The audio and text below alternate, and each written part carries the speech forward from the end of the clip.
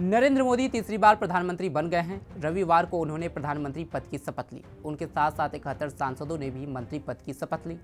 मोदी सरकार में सबसे बड़ा मंत्रिमंडल है। 2014 में जब मोदी ने पहली बार प्रधानमंत्री पद की शपथ ली थी, तब उनके साथ 46 सांसद मंत्री बने थे। 2019 में उनके मंत्रिमंडल में 59 मंत्री शामिल थे।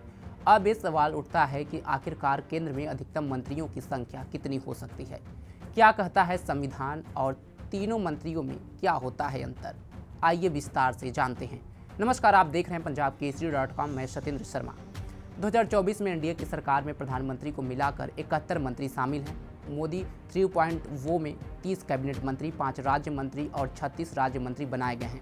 अभी मोदी कैबिनेट में 10 सांसद और मंत्री बन सकते हैं, क्योंकि संविधान में 81 मंत्रियों की सीमा तय है। संविधान के 91वें संशोधन के मुताबिक लोकसभा के कुल सदस्यों में से 15% को ही मंत्रिमंडल में शामिल किया जा सकता है। लोकसभा में कुल 543 सीटें हैं, इसलिए कैबिनेट में 81 मंत्री ही हो सकते हैं।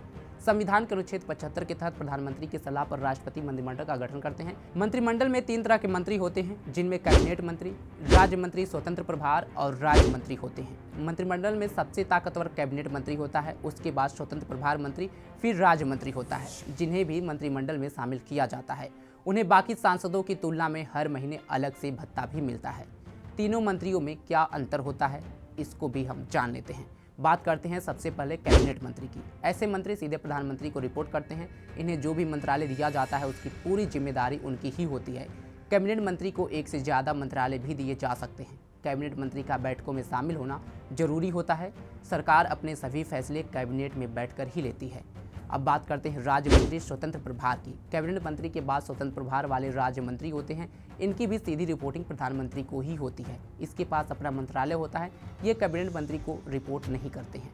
स्वतंत्र प्रभार वाले राज्य मंत्री कैबिनेट बैठक में शामिल नहीं होते हैं। अब बात करते हैं राज्य मंत्री की। कैबिनेट मंत्री की मदद के लिए राज्य मंत्री बनाए जाते हैं। इनकी रिपोर्टिंग कैबिनेट मंत्री को होती है। एक मंत्रालय में एक से ज़्यादा भी राज्य मंत्री बनाए जा सकते हैं। कैबिनेट मंत्री की गैर मौजूदगी में मंत्रालय की सारी जिम्मेदारी राज्य मंत्री की होती है। राज्य मंत्री भी कैबिनेट बैठक में शामिल नहीं होते हैं। ये जानकारी आपको कैसी लगी, हमसे ज़रूर अपने अनुभव साझा करें। देश दुनिया की तमाम खबरों के लिए जुड़े रहें हमारे साथ और देखते रहें पंजाब केसरी.com। धन्यवाद।